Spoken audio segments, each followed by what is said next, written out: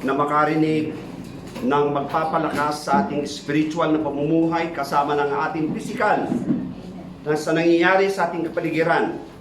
Ngayon ay ating papakinggan kung ano ang ninanais ng Diyos na iparinig sa atin sa umagang ito. Saglit tayong yumuko upang tayo manalangin. Father God, we just hear your word of Father God about your promise in what you have done. Mga ginawa mo na mga imposible, ginawa yung posible. At narito kami, Ama, sa umagang ito, taos puso na bukas ang aming mga puso at kaisipan. Makikinig, handa kami, O Diyos, na makinig at tumalima sa bawat ipapahayag mo sa aming kalagitnaan. At ang aking panalangin, O Diyos, na bawat puso, bawat kaisipan ay tunay, O Diyos, na maging handa na tanggapin ang bawat kapahayagan. If it is a promise, we will claim it.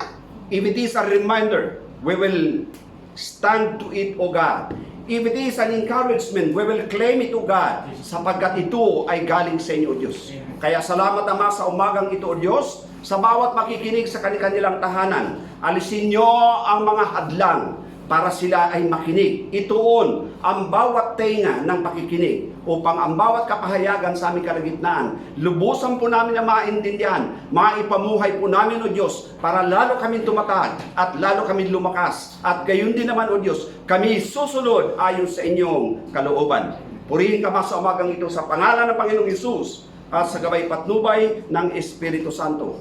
Amen. Amen. Praise God. Narito po ang sinasabi sa banal na kasulatan. Si Isaiah, meron siyang sinabi, at ito'y tanong. Ang katanungan ni Isaiah, at naroon din naman ang sagot para sa atin. Yamang tayo nakakaranas sa ating kapaligiran. Ang karamihan, nagugulumihanan. Ang karamihan, ang ilan, sila ay nagtatanong, kailan matatapos itong ating nararanasan? Kailan? Yung tanong kailan? Kailan? Kailan? Inaasam-asam natin kung kailan darating. At narito, ang sabi ni Isaiah, have you not known? Isaiah chapter 40 verse 28 hanggang 31. Ang unang tanong, have you not known? Have you not heard? The everlasting God, the Lord, the Creator of the ends of the earth, neither faint nor is weary. His understanding is unsearchable. Verse 29, He gives power to the weak and to those who have no might. He increases strength. Verse 30, even the youths shall faint and be weary, and the young men shall utterly fall. Take note, verse 31, but those who wait on the Lord shall renew their strength. They shall mount up with wings like eagles. They shall run, but not weary. They shall walk and not faint. Narito ang tanong ni Prophet Isaiah. Hindi ba ninyo alam? At hindi ba ninyo naririnig? Ang sagot, na itong si Yahweh ang walang hanggang Diyos, ang siyang lumikha ng buong daigdig. Hindi siya napapagod. Sa isipan niya ay walang makauunawa. At narito ang isang pangako at narito rin ang isang paalala sa bawat nakikinig sa kasalukuyan at sa panahon na katulad na nangyayari sa ngayon. Ang mga tao naguguluhan, ang mga tao humaharap sa mabigat na problema. Ngunit itong tanong na ito, hindi mo ba alam? Hindi mo ba narinig na na si Yahweh ang makapangyarihang Diyos, ang lumikha ng buong daigdig, lahat ng mga naroon. At kagabi habang kami nag-aaral ng buong worship team para maipaalam sa bawat isa na ang sabi ng Diyos, lahat ng mga nasa langit, Lahat ng mga nasa lupa, pati yung nasa ilalim ng lupa, yung mga nasa karagatan, ay magpupuri sa ating Diyos. Ganon katotoo ang sinabi ng salita ng Diyos. Katotohanan dahil maging yung mga isda ay nagpupuri sa Diyos. Maging yung mga iba-ibang planeta sa kalawakan, sila ay nagpupuri sa Diyos. Hindi ba nyo alam? Yun ang tanong ni Isaiah. At hindi nyo ba naririnig? At ito ngayon, ipinaparinig na muli ng ating Diyos, na ang Diyos na lumikha ng lahat ng bagay ay makapangyarihan. Magagawa ng Diyos na alisin ang mga problema sa ating kapaligiran. Sapagkat siya, sabi ng salita niya, hindi nang hihina at hindi siya napapagod. Ang mga kabataan, sila ay napapagod. Nanlalata sila. Ngunit, sila na mga nagtitiwala. Sa verse 31, ngunit sila na naghihintay sa Panginoon ay magpapanibagong lakas. Sila'y papailanlan na may kahalintulad ng pakpak ng agila. Hindi sila mapapagod, magsitakbo man sila. At hindi rin sila manghihina kapag sila'y naglalakad. Ganun ang Diyos. Ano ang kinakailangan? Magtiwala. Manalig sa Kanya at maghintay. Gaano ka totoo yung sinabi ng ating Diyos na sila na mga naghihintay, bibigyan ng Diyos ng panibagong kalakasan, magkakaroon sila ng kalintulan ng pakpak ng agila, magpapailan lang sila na kahit may unos, lalo sila na magpapataas, sapagkat doon sila sa ibabaw ng unos, makakatingin pa rin sila sa ibaba at titingin sa taas na meron palang isang Diyos na gumagawa ng lahat. Diyos na mga imposible ang siyang gagawa nito. At ito ang kanyang salita. Hindi nagbago kahit kailan. Sinabi at pinatunayan niya muli na sila na naghihintay sa Diyos at nagtitiwala, sila ang bibigyan ng panibagong kalakasan, panibago na kalintulan ng mga pakpak, may pakpak ng agila. Magagawa natin tumakbo at hindi mapapagod. Magagawa natin lumaglakad na hindi tayo manghihina. Sinabi ng Diyos, pangako sa mga nakikinig, pangako sa lahat ng mga nagtitiwala sa Kanya, pangako ng Diyos na mayroong Kristo sa kanilang puso. Ito ang totoo. Si Juan, na isang apostol ng ating Panginoon, siya ay sumulat sapagkat ang mga kaluluwa, mga mananampalataya noong unang panahon, sila ay nagugulumihanan. Sila'y nag-aalala, puno sila ng hilahin sa kanilang mga buhay, katulad natin ngayon. Nag-aalala, nag-iisip, iba't iba ang pumapasok sa ating kaisipan. Ano na kaya ang nangyayari sa aking pamilya? Sila kaya meron pang kinakain? Sila kaya meron pang maibibili ng kanilang pangangailangan? Iyan ang mga katanungan. Tandaan nyo kung sumasagi sa kaisipan natin ang mga ganung bagay na katanungan. Tumingin tayo sa taas, naroon ang sagot sa ating mga tanong. Makapangyarihan ng ating Diyos na hindi nagbago, nananatiling malakas, hindi siya napapagod, hindi siya nanghihina, nananatili siya.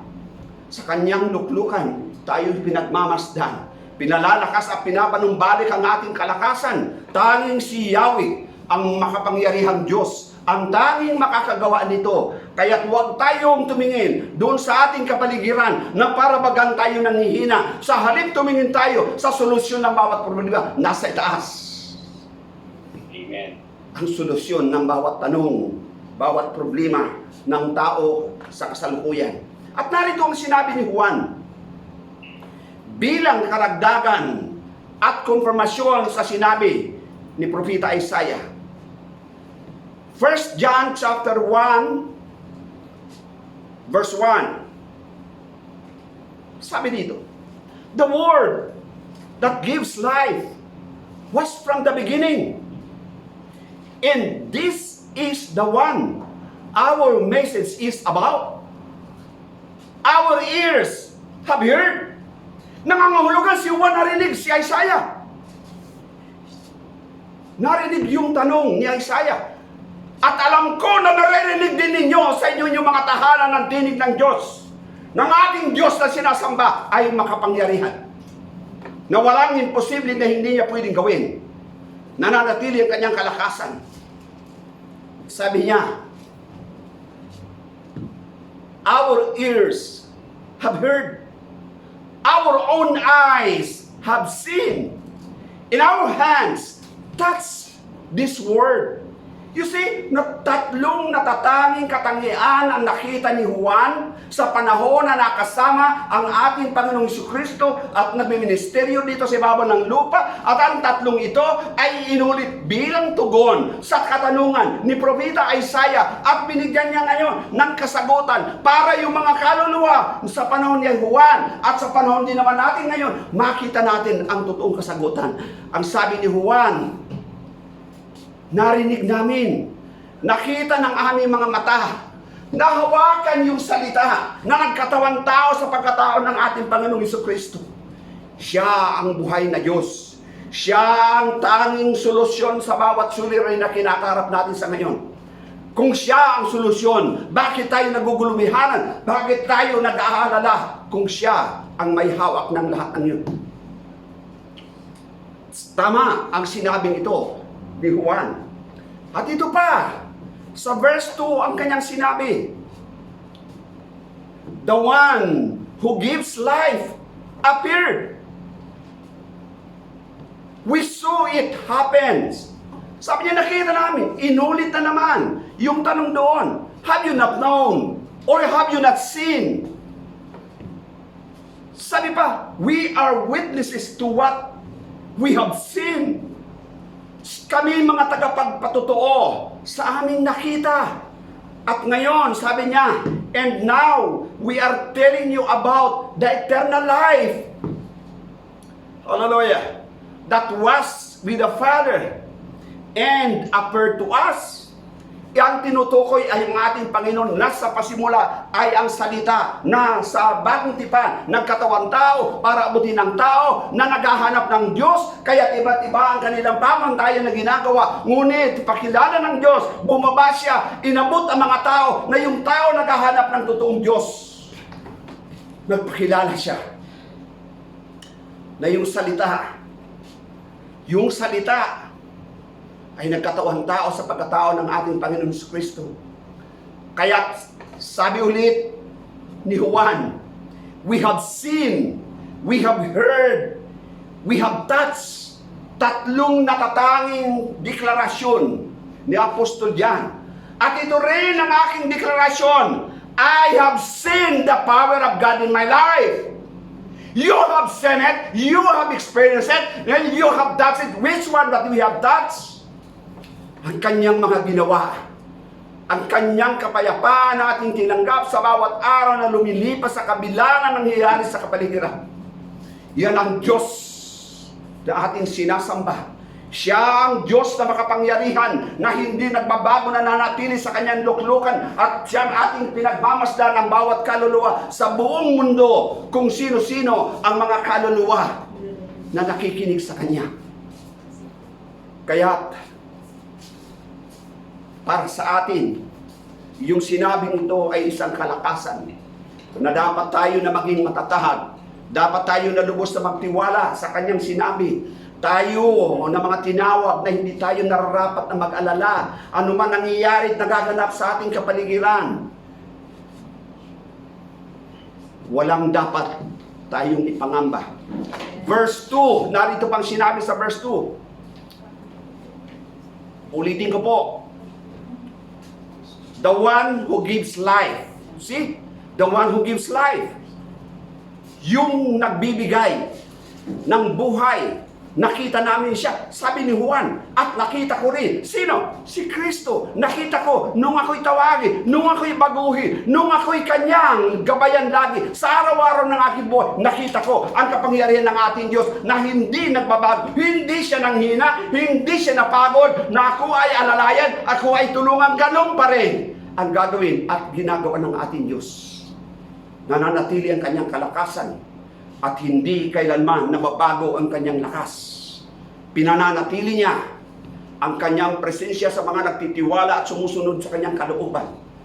At ito ay magandang pangako sa bawat isa sa atin. Kaya sabi ni Juan, inulit niya sa verse 3, we proclaim to you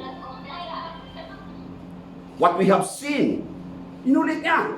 Pinapahayag namin sa iyo kung anong aming nakita, narinig. Siya rin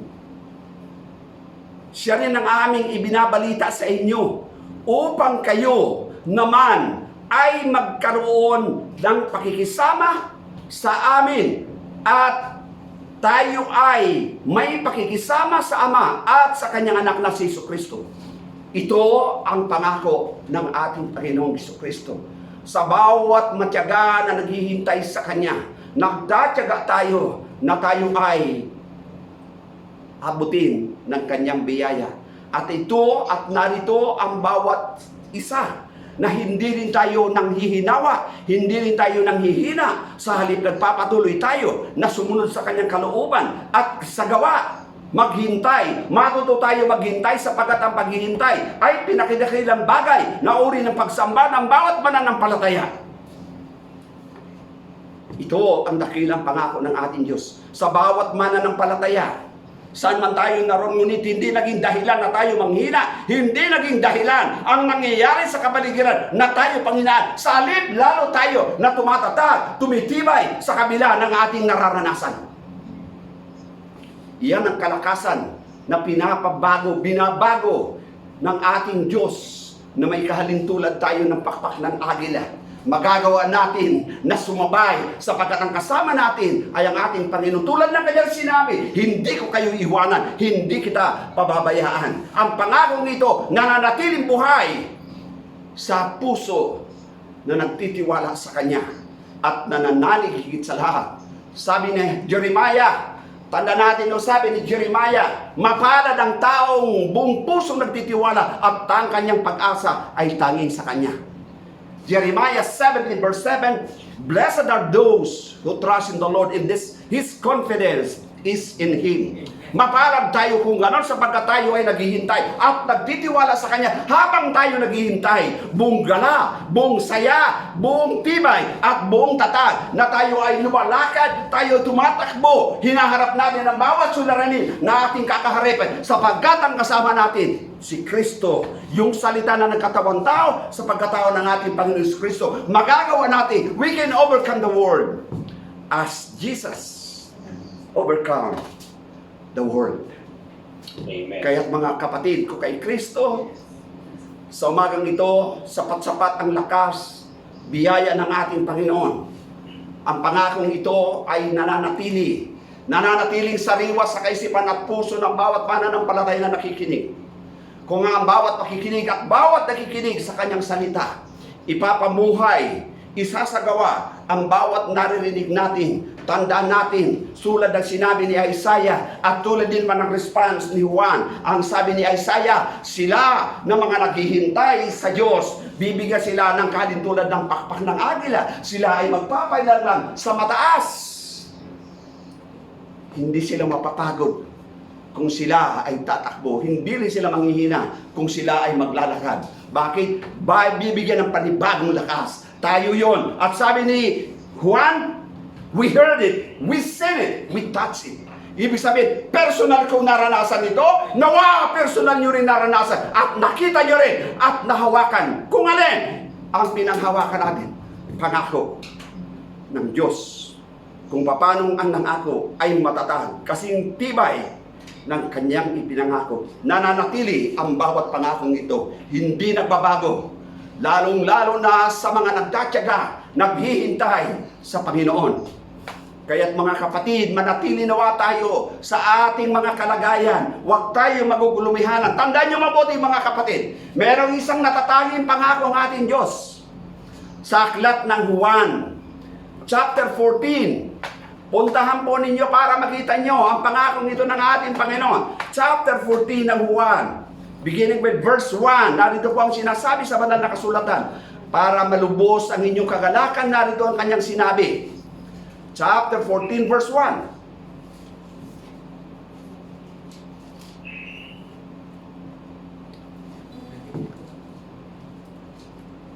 Sabi ng Panginoon, verse 1, let not your heart be troubled. You believe in God, believe also in me. Verse 2, in my Father's house are many mansions.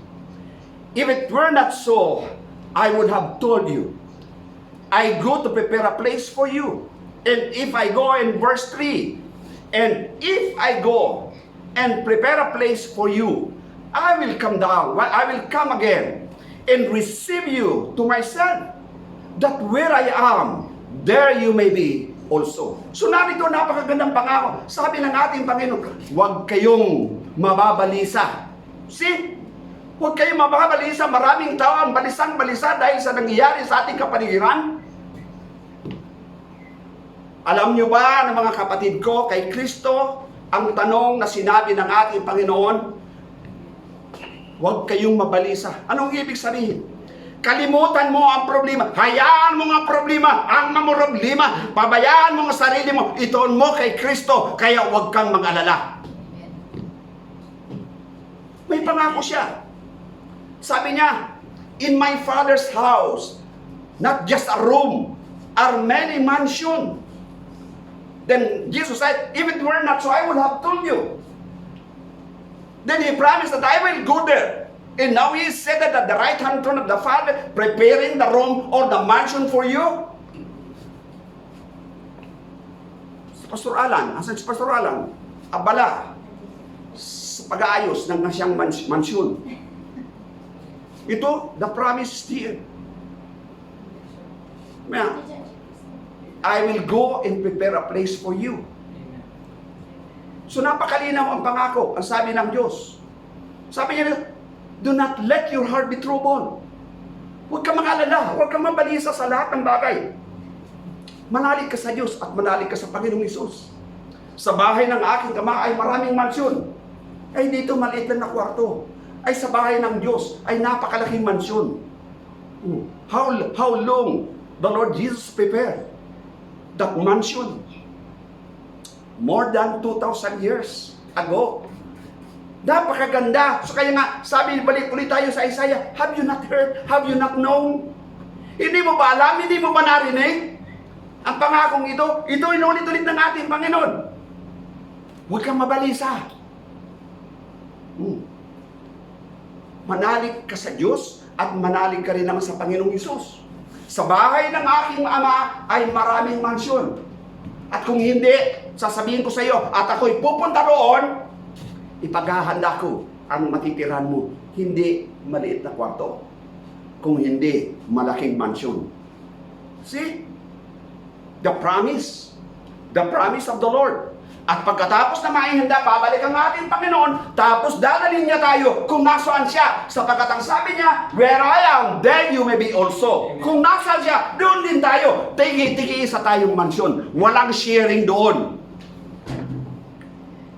Not bed spacer. Walang bed spacer doon. But the whole mansion.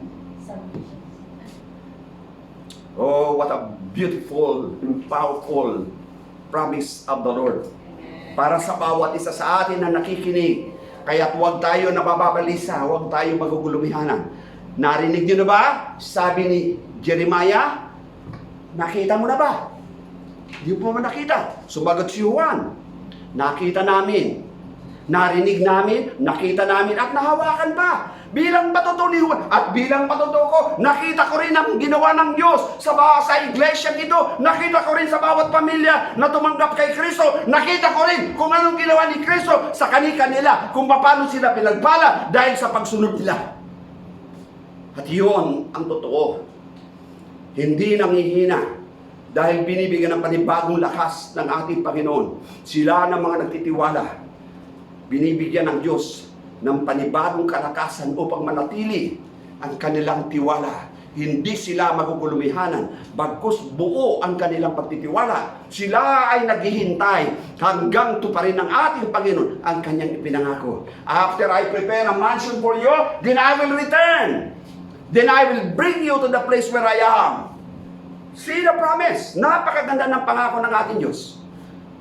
Pangako na hindi napapako.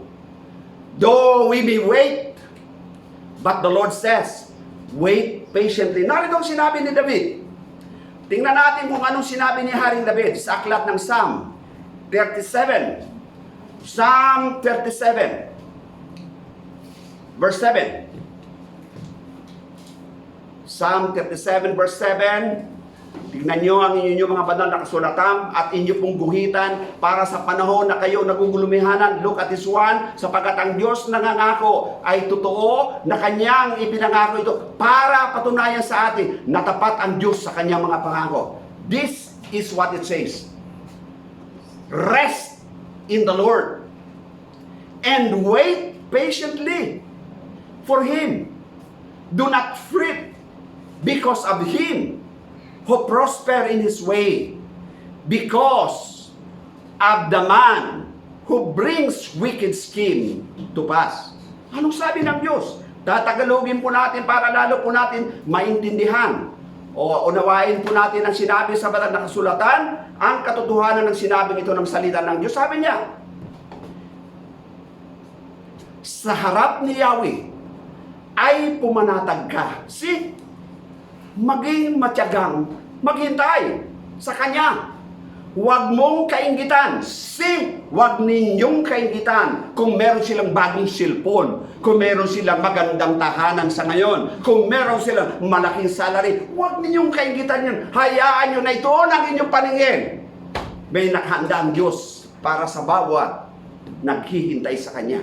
Sabi pa dito, bilang patuloy, huwag mong kainggitan ang gumiginhawa sa likong paraan. Umuunlad man sila. Huwag daw natin kainggitan. Ang inggit ay isang dahilan para ang isang tao ay panghinaan na sa halip na magpatuloy sa kanilang kinalalagyan ng titiwala sa Diyos sumusunod, pinanghihinaan at makikita mo hindi na napag-iiwanan sila. Bakit? Dahil sa kanilang pagkainggit.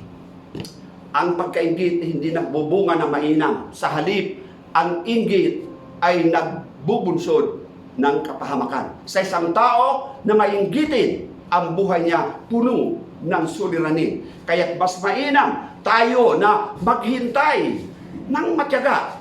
Matyaga tayo maghintay sa Diyos sapagkat gagawin ng ating Panginoon.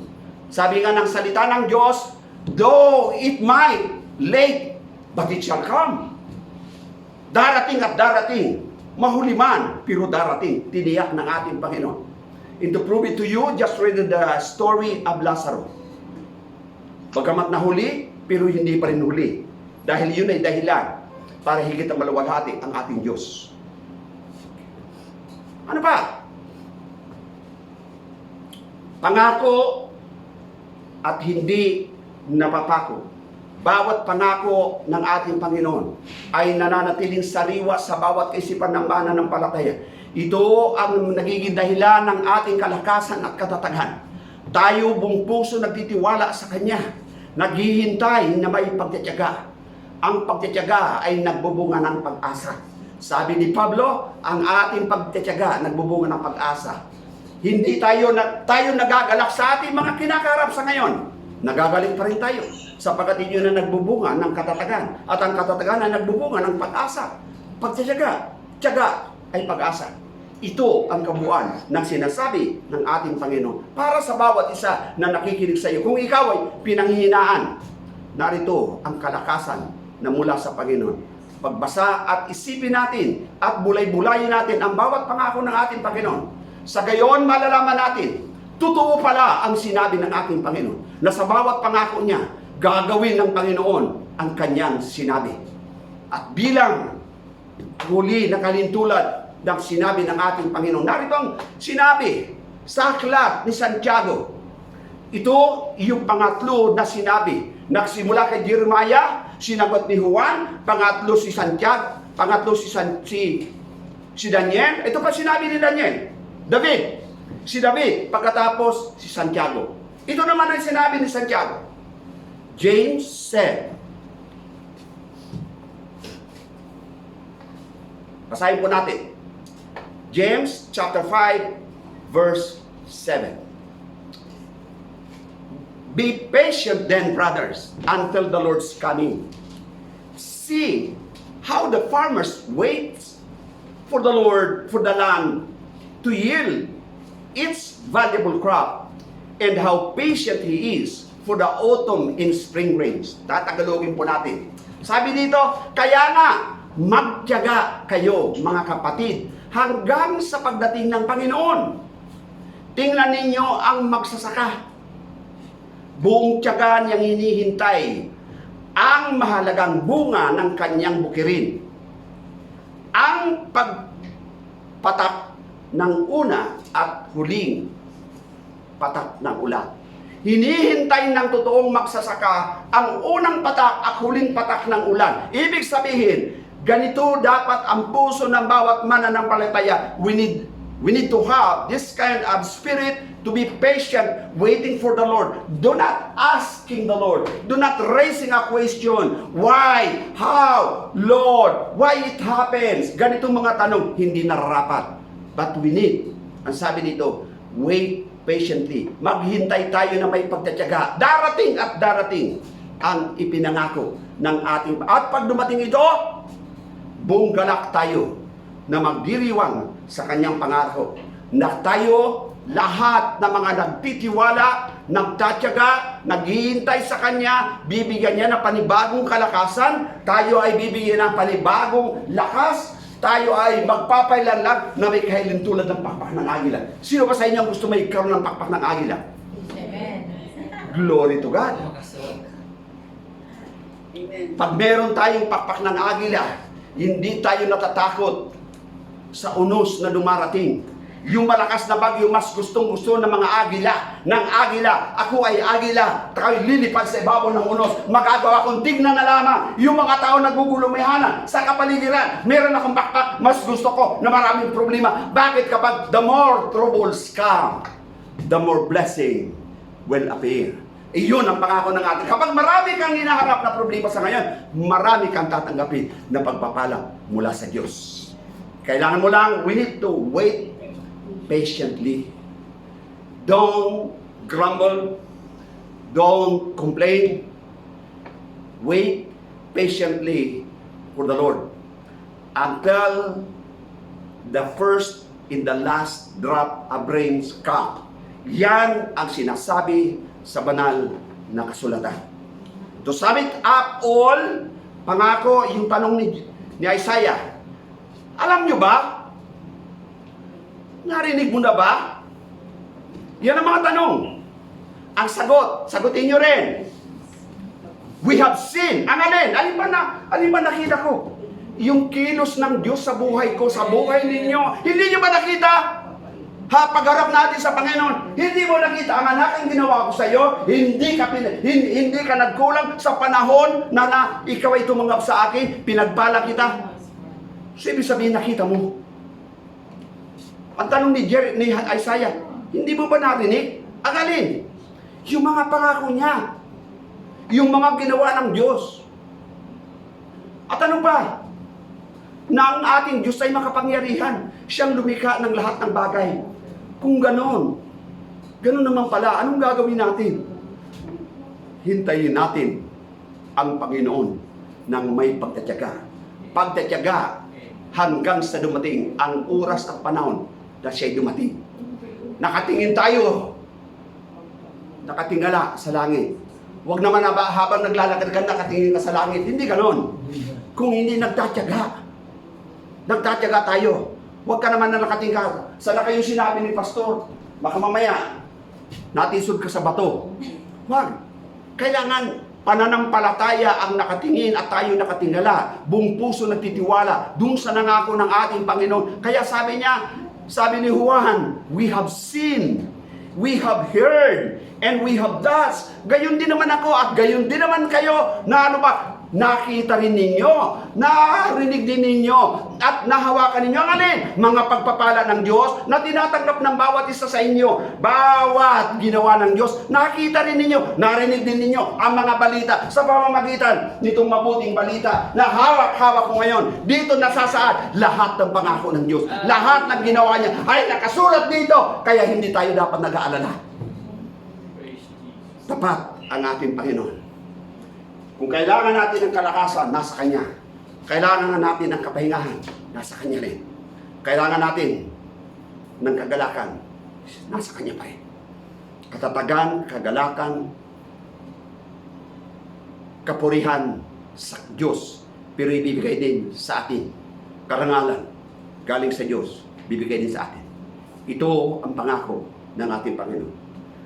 Bago po tayo manalangin, ulitin ko po ang sagot ni Juan. Ang sabi ni Juan, we have seen, we have heard, we have touched. Bakit? Bakit kailangan ulitin sa atin?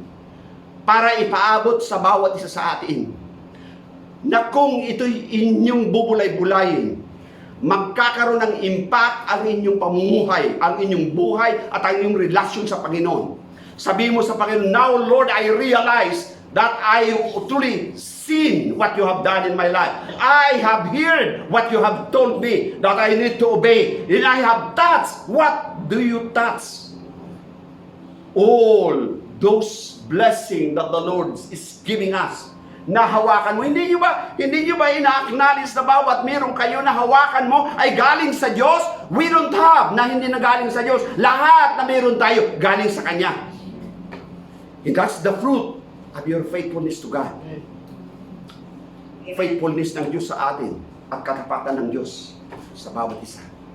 Kaya muli mga kapatid kay Kristo, ito ang ating laging sasabihin. Nakita ko, narinig ko, at nahawakan ko. Kung ano ba nahawakan mo? Pakita mo. Ano bang hawak mo? Anong hawak mo? Cellphone? Oh. May cellphone ka. Saan galing yan? Sa Panginoon. O nga sa tindahan. Pero sino bigay? Ang Panginoon. Tandaan nyo, ang Diyos ang nagbigay sa atin ng kakayahan para magkaroon tayo ng pananalapi. Para tuparin ng Diyos ang pangako niya bilang pakikipagkasundo sa ating amang si Abraham. So that is the fulfillment of what He promised to Abraham.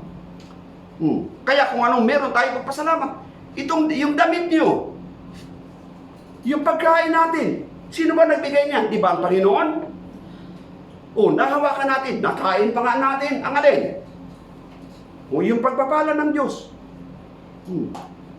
Pagbukas mo ng frigidaire, these are the fruit of God's faithfulness.